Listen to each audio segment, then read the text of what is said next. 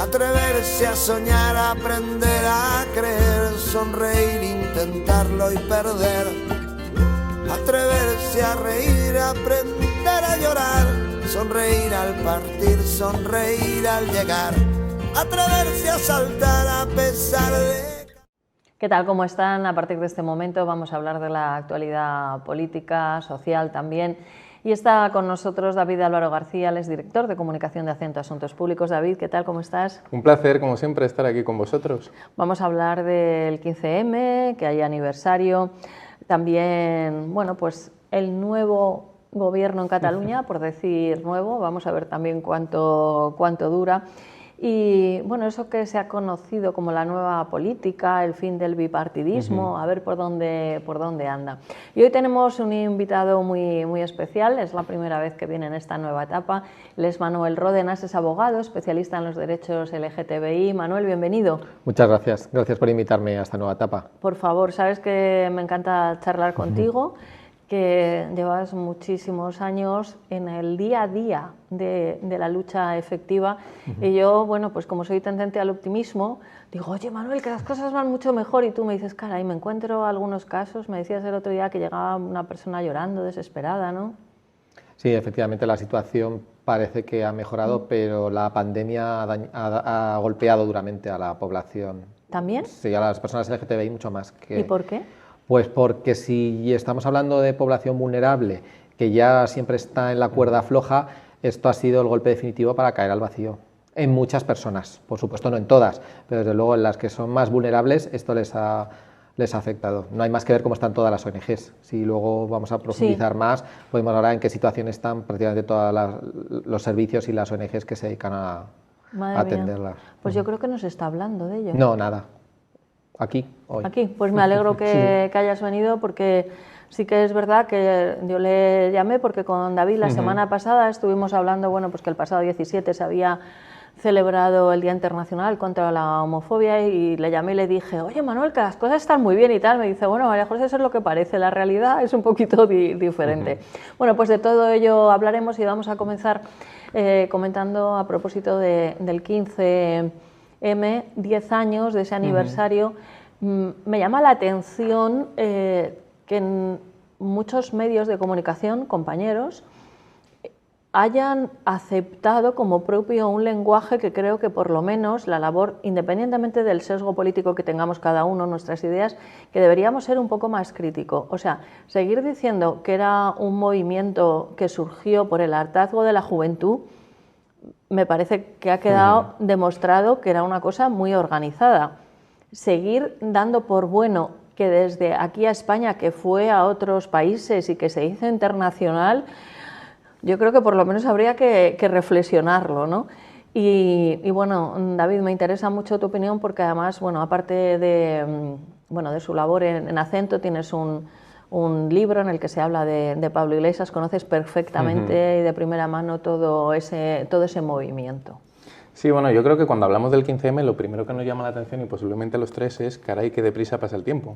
Sí, 10 años, sí, es verdad. Porque uno piensa 15M y no tiene, por lo menos yo no tengo la percepción de que haga 10 años de aquello.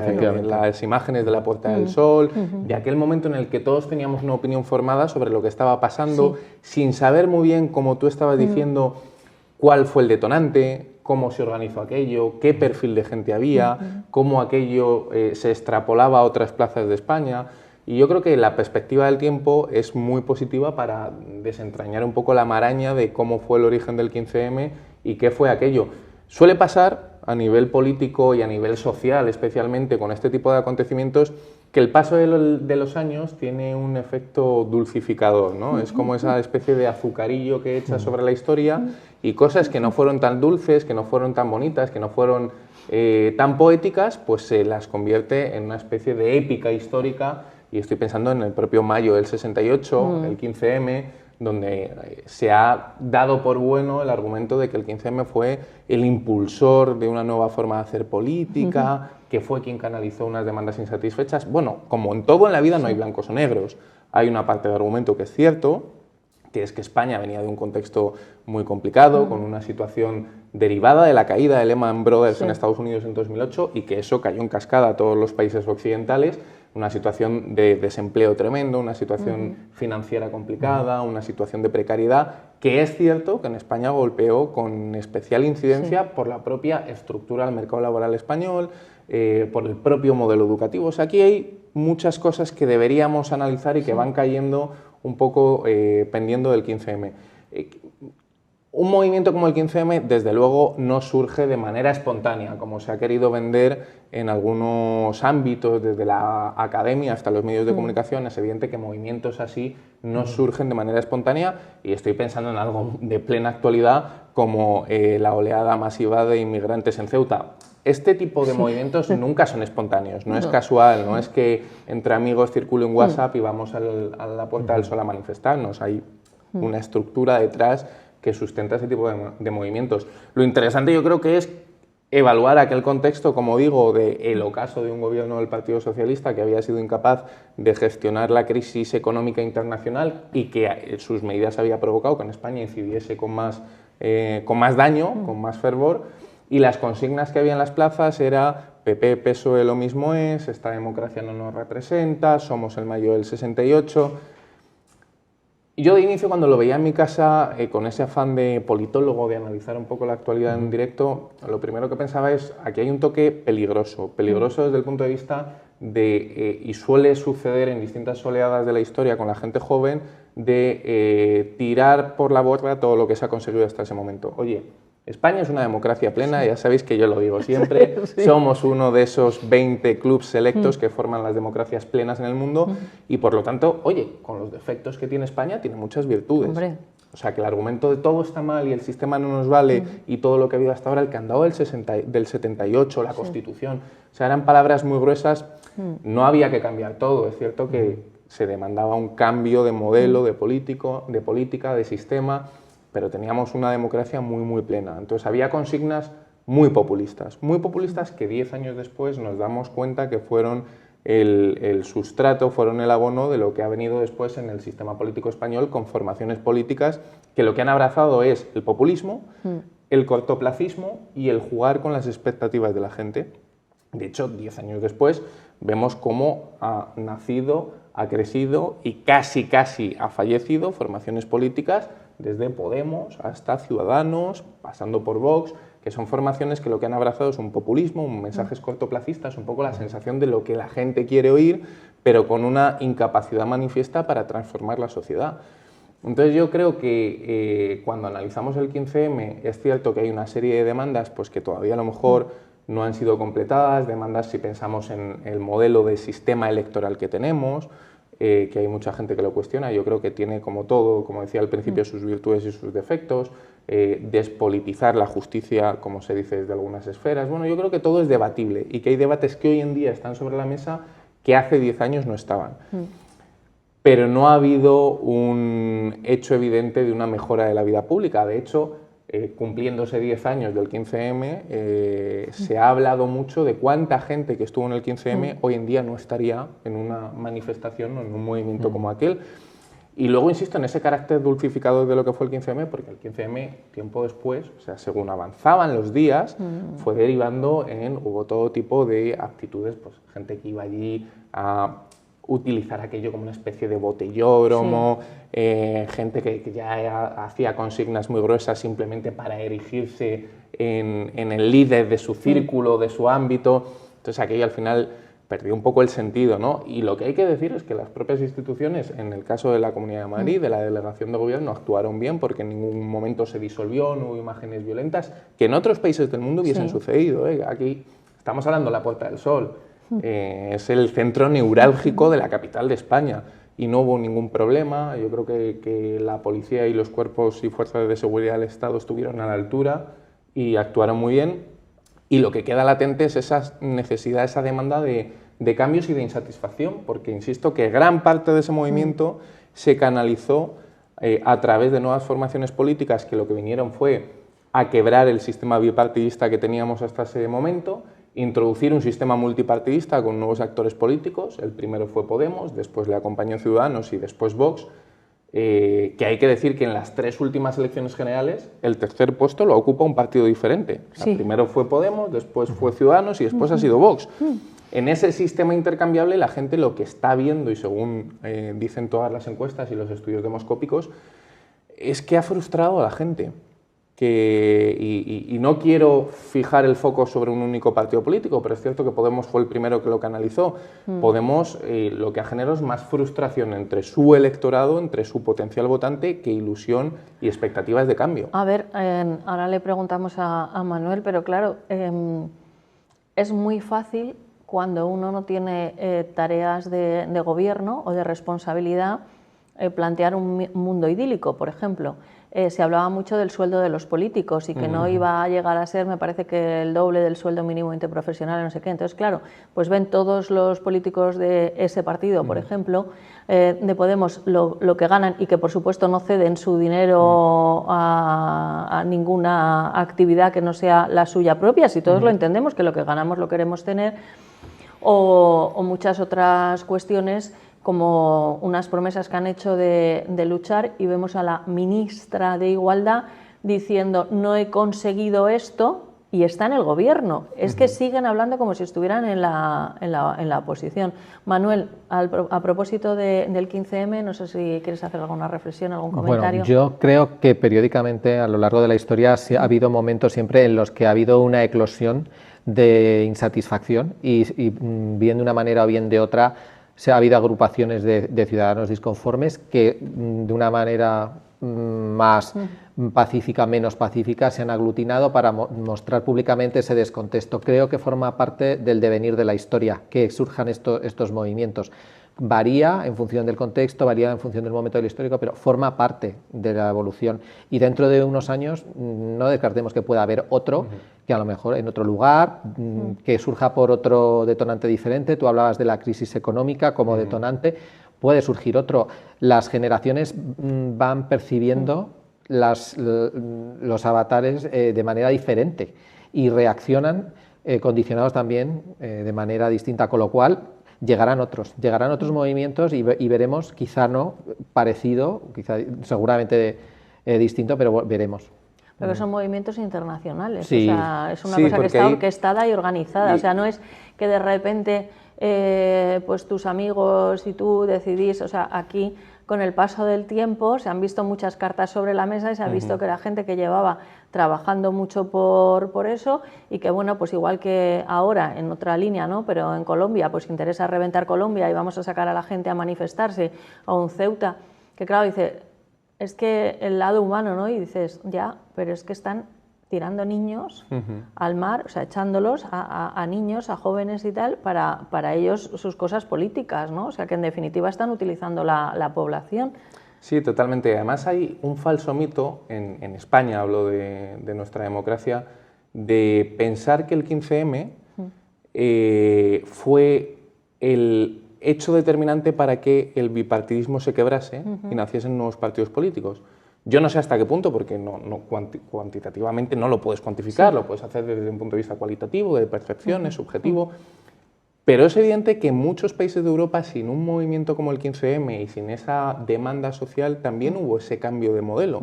Y es que es cierto que lo que propició el cambio del sistema bipartidista fue la propia crisis económica, una crisis económica que derivó en crisis social, en crisis de valores, y eso fue el auténtico motor del cambio del sistema, porque si uno piensa en Italia, pues en Italia apareció el movimiento 5 estrellas, uno piensa en Francia y el Frente Nacional pasó a segunda vuelta, uno piensa en Alemania, una democracia muy moderada, sin ese carácter latino que tenemos nosotros de impulsividad, de que tiene sus millones de ventajas, pero también tiene sus dificultades, ¿no? Alemania, que son más cuadriculados, oye, tienen una fuerza como es Alternativa por Alemania, AfD, pues que es de extrema derecha.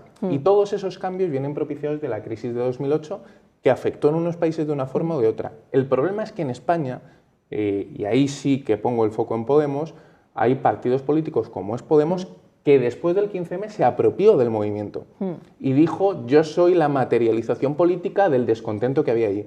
Oiga, lo que había en el 15M, por lo menos de inicio, luego insisto que derivó mucho, pero de inicio era un movimiento con una transversalidad tremenda. Ahí había gente de izquierdas, de derechas, liberales, conservadores, intervencionistas, socialdemócratas, democristianos. Había de todo. La gente no se preguntaba, oye, ¿y tú de quién eres? ¿Y tú a quién has votado? Claro. Entonces, que después de eso haya un partido político que se intente adueñar del 15M es una equivocación, porque al final lo que venían a decir es nosotros somos el 15M, hecho formación política, estupendo, en las primeras elecciones te fue muy bien, pero es que esa gente se sintió defraudada y has acabado en una posición muy delicada y siendo un partido político que yo no sé si desaparecerá o no, pero el hecho es que ha ido en los últimos años perdiendo apoyos y desinflándose cuando fue la amenaza al bipartidismo más evidente. Bueno, es que es una amalgama ahora, porque puede ser Partido Comunista, puede ser Izquierda Unida, quiero decir, tiene muchas patas. ¿Y en ese 15M había lugar para reivindicar derechos LGTBI o...? Una parte de la gente sí estaba allí, pero con un planteamiento muy particular. Sí. Tenían unos posicionamientos muy propios que habían surgido por personas que se significaban mucho con todo lo que luego fue, bueno, las corrientes que luego canalizaron en... O sea, que estaban claramente politizados. Sí, muy politizados, evidentemente, era algo muy, muy politizado. Pero vamos, también la población cuando se siente utilizada por corrientes que inicialmente han sido muy rupturistas y muy atractivas, las abandonan. Yo creo que esto es algo que hemos visto tanto en el 15M como lo hemos visto en otros movimientos. Es algo que la historia se repite. Entonces, muchas cosas que pasan en otros lugares, luego lo vamos repitiendo. Gente que pudo haberse sentido atraída por discursos, por ilusiones, si en el fondo lo que eso motivó fue despertar la ilusión de una generación que se sentía apartada, sobre todo en cuanto a lo que es la gente joven. Y en el momento que ven que aquello no va más allá, que no tiene mucho recorrido, la gente no es tonta y enseguida pues se han ido alejando. Bueno, pues ahora nos vamos a las elecciones de Cataluña. Hay que formar gobierno. Y bueno, igual que en el 15M se revestía todo como que eran grupos que se autogestionaban, que eran movimientos porque no eran partidos, o sea, todo modificando el lenguaje para parecer que era otra cosa. En Cataluña es un follón porque cada vez se ponen unas siglas, entonces empiezas ERC, la CUP, los no sé qué, y van de unos años a esta parte modificando. Yo digo, vamos a ver, ¿estos antes quiénes eran? ¿No? Porque, totalmente. Hay que hacer un árbol genealógico de quién es quién. Sí, porque claro, de repente, o sea, cambian nombre, cambian, pues bueno, pues un poco como lo de Más Madrid o Más País o Más la madre que les parió, porque yo ya que se llamen como les dé la gana. Y entonces dice, bueno, pero es que estamos con independentistas. Y luego, bueno, es curioso, un porcentaje que he visto muy, muy alto, que es algo que pasa también en el País Vasco, de católicos, declarados católicos, que están en los partidos independentistas. Bueno, acláranos un poco estas siglas, David. Bueno, yo además quería traer este tema después del 15M, con toda la intencionalidad del mundo, porque hay una causa-efecto en el independentismo con el 15M. El 15M, que en toda España se utilizó, como hemos comentado, como una especie de motor de cambio del sistema democrático, en Cataluña, el que era el presidente de la Generalitat, Artur Mas, vio aquel movimiento, aquellas plazas y dijo, aquí hay nicho de mercado, como dirían en el ámbito de la empresa, para captar adeptos a mi causa. Entonces, yo lo que determino, y sabes que de esto me gusta hablar mucho y he estudiado y lo he analizado con muchísima profundidad, del 2011 a 2015, incluso de 2010 a 2015, es lo que podríamos llamar el quinquenio populista en Cataluña. ¿Por qué? Porque Artur Mas lo que consigue es que aquella gente que se mostraba descontenta, que estaba en las plazas por el 15M, que en Cataluña sintiesen que la culpa de todo aquello lo tenía Madrid. Entonces Artur Mas empezó a estructurar, que ya venía haciéndolo, la convergencia clásica de Pujol ya lo hacía, pero Artur Mas tiene la capacidad de sublimar ese mensaje, culpabilizar de todos los problemas que había en Cataluña, no al sistema, no a las élites, no a los poderes fácticos, a la comunidad internacional, sino a Madrid. Madrid es el culpable de todos nuestros males. Madrid nos niega un nuevo estatuto de Cataluña, Madrid nos niega cesión de competencias, Madrid nos impide hacer nuestra propia política fiscal. Es cuando empieza a chantajear al gobierno central, ya en aquel momento del Partido Popular, con el tema de las balanzas fiscales, con intentar exigir mayor transferencia de ingresos del Estado a Cataluña. Y esto lo digo porque eso es año 2011, en solo 10 años en Cataluña, en solo 10 años, ha habido 5 elecciones autonómicas. En 10 años debería haber habido 2. 2 son mandatos de 4 años, estaríamos a mitad de un tercer mandato. Pues ha habido 5 elecciones autonómicas en Cataluña. Es que Por lo tanto, lo primero que hay que sacar en conclusión es, se acaba de formar un nuevo gobierno en Cataluña. Señores telespectadores, que sepan que esto es para 2 años. No es un gobierno a 4 años, va a ser a 2. ¿Por qué va a ser a 2? Porque si hacemos caso, esto sería muy de matemático, ¿no? Sí. Si hacemos caso a la estadística, 5 gobiernos en 10 años van a 2 años. Pero es que, o casualidad, en 2023 hay elecciones locales, municipales, lo cual el independentismo va a utilizar para agitar la bandera de la independencia unilateral, y en 2023 previsiblemente habrá elecciones generales. Entonces será el momento populista otra vez para lanzar el mensaje del independentismo. Yo soy muy negativo en la lectura que hago de la nueva configuración del gobierno catalán, soy tremendamente pesimista, porque esto es algo así como Lampedusa, ¿no? Esto que se decía de que todo cambie para que nada cambie, ¿no? Cambiar para que nada cambie. Pues es exactamente lo mismo. Cambian un poco, aquí hay tres formaciones claramente independentistas, la CUP, que ya es la radicalidad extrema, y entre el moderado, que no se sabe ya muy bien cuál de los dos es el moderado en el independentismo, lo que han hecho es las dos grandes fuerzas políticas dividirse el gobierno. Unos se quedan con la presidencia y casi sin competencias, y los otros se quedan con competencias. El mensaje es desolador, porque es difícil explicarle a cualquier catalán, y siempre pongo el mismo ejemplo, si ahora mismo viene alguien de otro planeta en un platillo volante y le explicas que es que en Cataluña el señor que va a gestionar la economía y la competitividad y el modelo de empresas es el mismo tipo que lo ha estado gestionando cuando se ha producido la mayor fuga de empresas de la historia de Cataluña a otras comunidades autónomas, especialmente a Madrid, dirían, oiga, pero esto es premiar al que peor lo hace. Claro. Es como al niño que saca un 0, le pones un 1 delante y, oye, ya tienes un 10, no tienes que hacer nada más. Hombre, se presupone un poco más de profundidad y un poco más de seriedad. Se presupone en el sentido común de alguien que venga de otro planeta, pero es que Cataluña sí que es otro planeta, sí que es un ecosistema propio, y ahí que se premia la lealtad. ¿La lealtad a qué? Al independentismo. Hasta el punto de que hemos estado a punto de que hubiese unas nuevas elecciones en Cataluña porque las fuerzas independentistas no querían pactar. Y ha tenido que ser la Asamblea Nacional Catalana, que es un movimiento de la sociedad civil, teóricamente, porque es que en Cataluña se da un hecho muy curioso, que es que sociedad civil y institucionalidad y partidos políticos es todo lo mismo, porque van circulando. O sea, el que está hoy en Junts per Catalunya es el que venía de la ANC, que a su vez venía de otro movimiento social, o sea, que ello es un círculo vicioso tremendo. Es una tela de araña espectacular.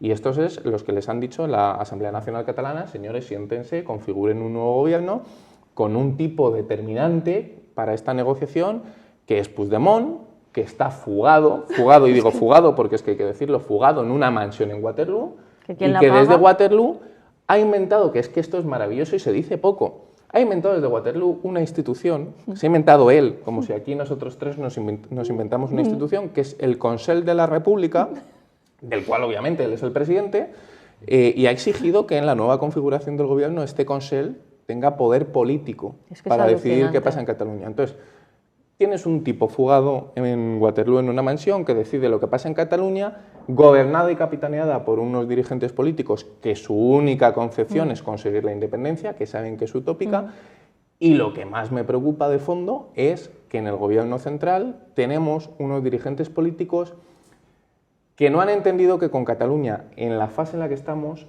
no funciona el proceso negociador o te tiendo la mano. Esto de crear mesas bilaterales entre el Gobierno de España y una comunidad autónoma, que yo no es que tenga animadversión a Cataluña, pero que diría lo mismo si lo hacen, no lo sé, con mis amigos extremeños. Claro. O sea, si yo veo que el Gobierno de España crea una mesa bilateral con el Gobierno de Extremadura, diría, pues no, porque por el nivel competencial esto es de primero de oposición, la comunidad está debajo del Gobierno central. No, ¿dónde está la bilateralidad? Ya hay una conferencia de presidentes. Y encima tenemos a un presidente del gobierno que cuando le preguntan si van a conceder indultos a los políticos presos, que no presos políticos, que este matiz hay que hacerlo mucho, dice que bueno, que están valorándolo y que ha habido muchos indultos en la historia de la democracia. Hombre, indultar a la gente que se ha saltado todas las leyes existentes, empezando por las suyas propias de Cataluña, su Estatuto de Autonomía, las leyes de la Asamblea Catalana, las leyes del Gobierno de España, que ha dinamitado el Estado de Derecho, pues parece un mensaje muy equivocado a la sociedad. Es una especie de, oiga, usted haga lo que quiera, que luego como le indultamos, y al final, ¿qué sucede en el independentismo? Que dicen, oye, pues no nos ha salido tan caro, ¿no? Esto que hicimos el 1 de octubre del 17, de echarle un pulso al Estado y de lanzar un mensaje de, en España, el Estado de Derecho, el Estado de Bienestar es vulnerable y podemos echarle un pulso y ganárselo. Claro que sí. Por lo tanto, yo insisto y termino con esto, soy tremendamente pesimista. Vamos a lo mismo que hemos estado viendo estos años. Encima se van a indultar a los políticos presos y en Cataluña no se va a hablar de cosas fundamentales como es la economía, no se va a hablar del empleo, no se va a hablar de lo que comentábamos antes de derechos sociales, de colectivos que están desfavorecidos, de gente con situaciones con una vulnerabilidad tremenda, no se va a hablar de dependencia, no se va a hablar de educación. Van a seguir con unos medios de comunicación al servicio del independentismo y la gente va a seguir con sus problemas acrecentados y con un gobierno que solo les va a vender la utopía independentista. Es tremendo, Manuel. Pues yo coincido contigo en que efectivamente la inestabilidad política y la atomización partidista lo que sí va a mantener es la desestructuración social que hay ahora mismo en Cataluña. Yo he estado no hace mucho y me he venido con mucha tristeza, tristeza de lo que he visto.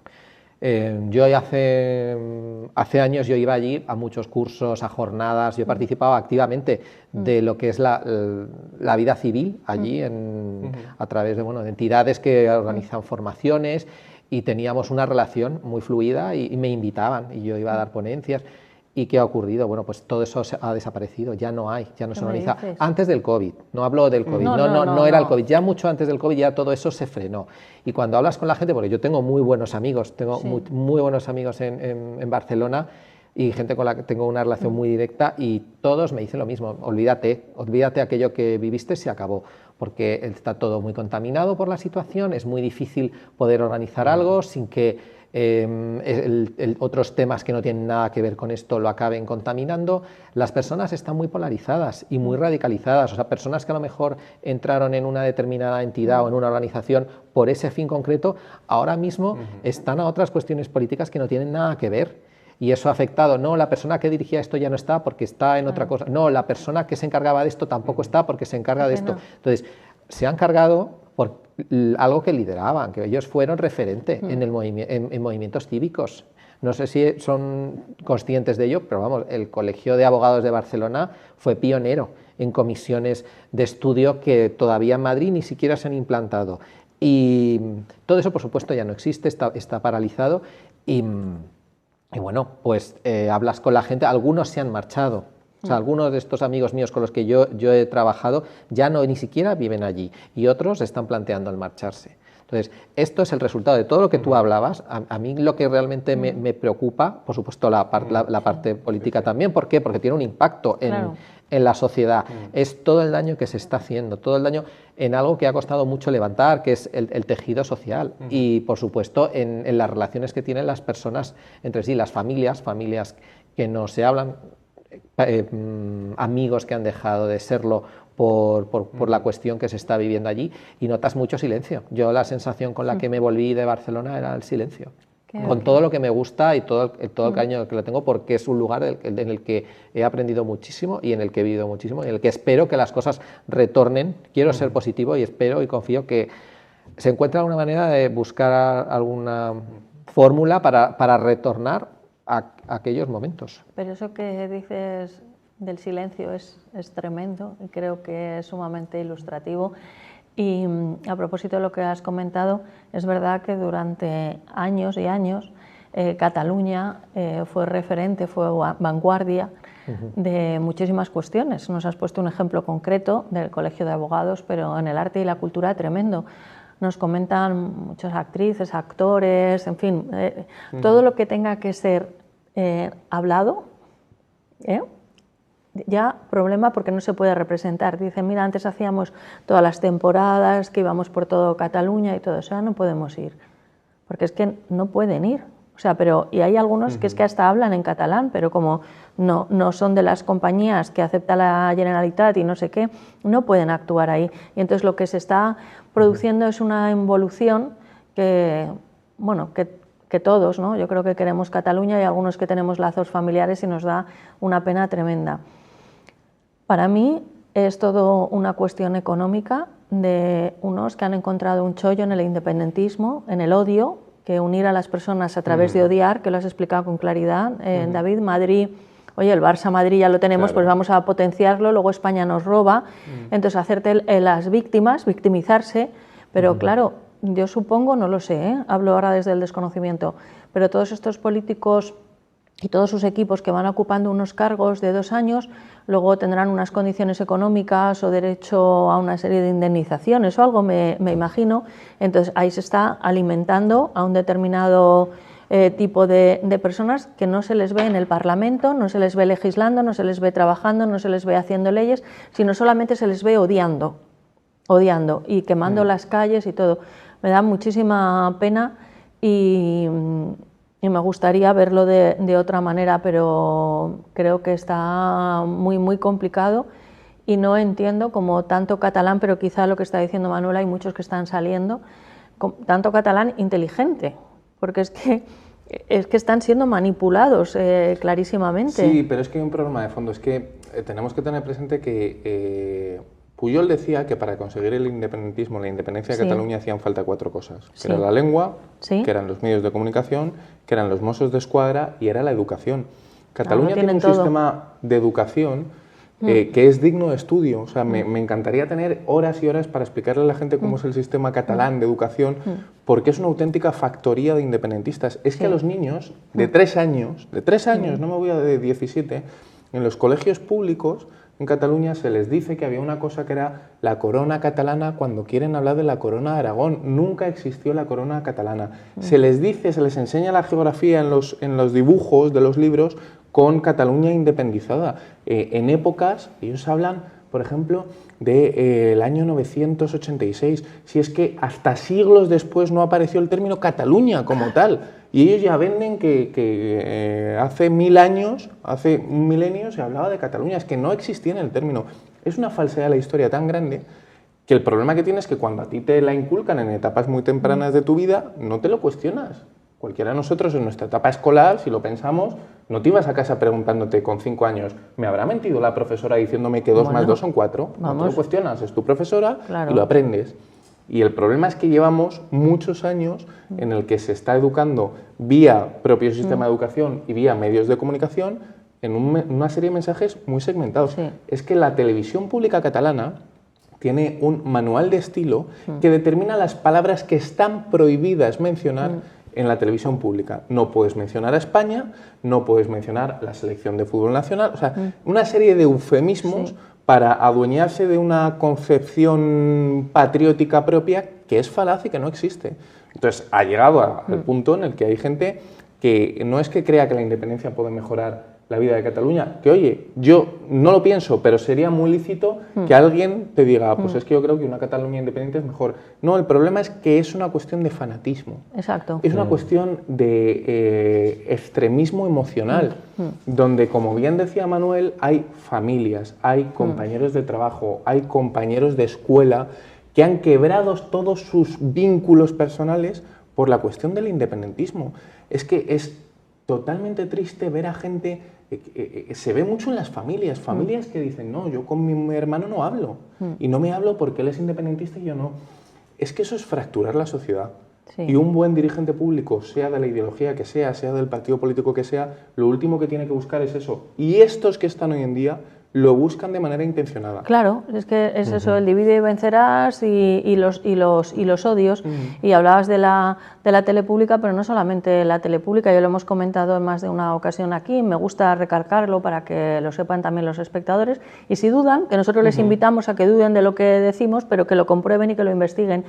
Todo el tejido que hay de televisiones locales, como pudiera ser la nuestra, que nosotros aquí en Madrid nos cuesta mucho salir adelante, y gracias, bueno, pues que algún patrocinador, alguna pequeña mediana empresa pues confía en nosotros y bueno, y que a nosotros nos gusta lo que hacemos y pues a lo mejor en otros terrenos ganamos y aquí lo ponemos para hacer un medio de comunicación pues libre y en el que nos podamos expresar y en el que tenga pues un significado la cultura. En Cataluña hay un tejido de televisión local subvencionado por el gobierno con importantes cantidades, que con una cantidad de esas ya vive la televisión, pero claro, todo eso no es una publicidad, no estoy hablando de publicidad Totalmente. como puede ser aquí de la Comunidad de Madrid o del Gobierno de España, o sea, campañas institucionales es una cosa, no, estoy hablando de unas cantidades económicas que te permiten mantener tu televisión durante todo el año, ¿eh? Estamos hablando de mucho dinero, aunque seamos televisiones locales y necesitemos menos que otras grandes, es muchísimo dinero, muchos sueldos que se pagan a través de todo lo que dedica la Generalitat. Y en esas televisiones, por supuesto, se habla de unos determinados temas, de una determinada manera, y hay gente que no va a ir a hablar. Mira, te cuento una anécdota que es Sí. de esto que estás diciendo, que es el ejemplo claro. Han llegado a subvencionar, y esto no es una exageración, Sí. es verídico, han llegado a subvencionar páginas web de gastronomía, donde única y exclusivamente se habla de gastronomía, como tú decías, no por publicidad institucional, de yo en tu blog de gastronomía meto publicidad de Cataluña, no. A cambio de que en las recetas de cocina que metían en el blog hablasen de productos nacionales, que metiesen que Cataluña era una nación, o sea, el ir creando... ¿Qué sucede? Que al final, cuando eso trasciende la frontera Claro. de lo que es estrictamente político y te metes hasta en un blog de gastronomía, pues es que la gente que crece en ese ecosistema, pues se vuelven fanáticos. Oye, pues yo hago un fricando buenísimo y lo puedo hacer con ternera asturiana perfectamente, ¿eh? Del país. Del país España, vamos, y del país asturiano, ¿no? Ya nos poníamos ahí. Hago un fricando buenísimo, una butifarra con muñetas también estupenda. Bueno, pues nos dejamos de puñetas, que es algo también que se dice mucho en Cataluña, de otra manera. Manuel Rodenas, los derechos LGTBI, ¿cuántos años llevas en la lucha y en la batalla? Pues 25. Nada este más. año hago 25. En O sea, que distintos lugares. antes de nacer Bueno, ya estabas luchando desde muy jovencito. muy temprana, Sí, muy sí. temprana edad. En distintos lugares, involucrado de manera diferente, pero sí, siempre me llamó el gusanillo, siempre. Bueno, que te has querido implicar, porque Sí. puede ser de los que miran y dicen, ay, qué mal está todo, y tú pues ayudando además, lo sé, de manera efectiva y no solamente con muchas horas, sino dando mucho de ti. Ahora mismo, ¿cómo está la situación? ¿Qué datos nos puedes dar? Hablamos de España, si nos quieres hacer alguna referencia por contextualizarlo. Yo te agradezco que me hayas invitado y además, efectivamente, lo que voy a compartir aquí, realmente pocos medios de comunicación se han hecho eco. La pandemia ha hecho daño a todo el mundo, pero efectivamente yo en los grupos sociales con los que trabajo, efectivamente es donde he visto un impacto que realmente, bueno, pues personas que estaban en la cuerda floja, pues ya han caído al vacío. ¿Por qué? Porque hay mucha población LGTBI, hay muchos estereotipos respecto a las personas LGTBI. De hecho, bueno, pues en el mundo de la empresa, yo hablo con muchas empresas que tienen unos estereotipos como que es un nicho de mercado interesante, bueno, pues lo puede ser, pero que es muy variado, muy heterogéneo y habrá que ver producto por producto cuando te quieras dirigir de qué manera lo quieres hacer, pero también hay una parte muy importante que está en riesgo de exclusión social, que es muy vulnerable y que ha tenido una vida de muchas complicaciones y eso le ha dificultado el poder estar integrado en la sociedad, pues como el resto como la mayoría de la gente.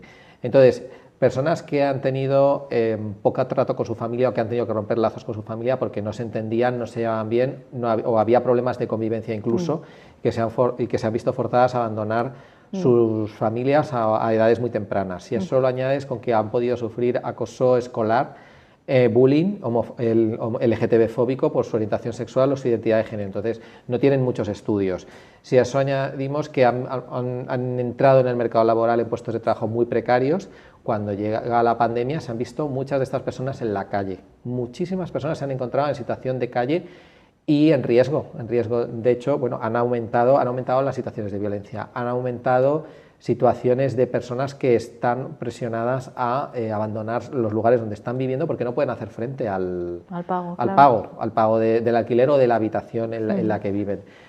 Las llamadas colas del hambre. Hay personas, de hecho muchas asociaciones y ONGs que trabajan con las personas LGTBI están ahora mismo llevando comidas periódicamente y hay listas, y me consta que algunas tienen listas de esperas, que la las listas que se están creando no solamente no pueden ser cubiertas todas las peticiones que hay, sino que cada día van aumentando el número de personas que van llamando pidiendo comida, que se les lleve comida o ir ellos a recogerlo. Es verdad que ha habido una respuesta también. Hemos visto que ha habido gente anónima, mucha gente anónima que ha querido colaborar y participar, gente que se ha puesto a cocinar incluso y luego a repartir. Fíjate. Gente famosa que anónimamente se ha dedicado al tema de la comida. No, me gustaría dar los nombres, pero como quieren ser anónimos, pero nos quedamos con el dato, ¿verdad? Sí, ha habido gente famosa que ha puesto su dinero en pandemia para dar comida a la población LGTBI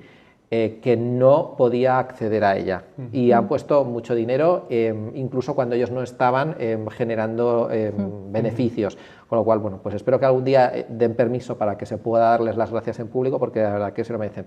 Y luego otra gente pues que se ha puesto a cocinar, incluso se ha puesto en marcha un proyecto nuevo de una fundación musical que los recursos que están obteniendo los dedican a cocinar y a repartir comidas. Que hay un poco de todo, hay gente con muchas necesidades, pero también hay gente que se está comprometiendo en ayudar. Y bueno, pues...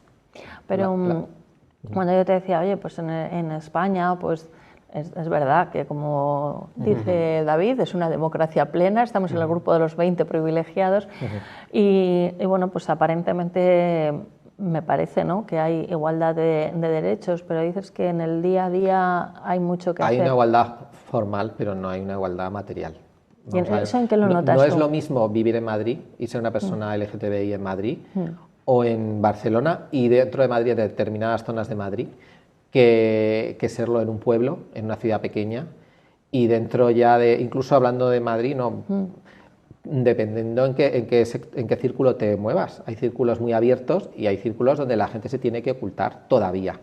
Claro. Hay trabajos donde la gente no lo puede decir. Había un estudio sobre personas fuera del armario en su trabajo en España, y el nivel de personas que están dentro del armario en sus puestos de trabajo era altísimo, era más de un 57% en un estudio. Entonces, la mayoría de la gente no se siente cómoda, tiene miedo a las reacciones que va a haber, tiene miedo a los comentarios de compañeros. Entonces, alguien que no se siente libre y cómodo, pues no va a contar su vida, y a lo mejor, bueno, pues hay cosas que puedan parecer más irrelevantes, pero todo el mundo habla de su vida privada en el trabajo, todo el mundo cuenta cosas, y hay gente que se tiene que callar, y hay gente incluso que duda a la hora de casarse si lo tiene que contar o no, porque no le apetece contarlo en su puesto de trabajo porque tiene miedo a cómo va a ser la reacción.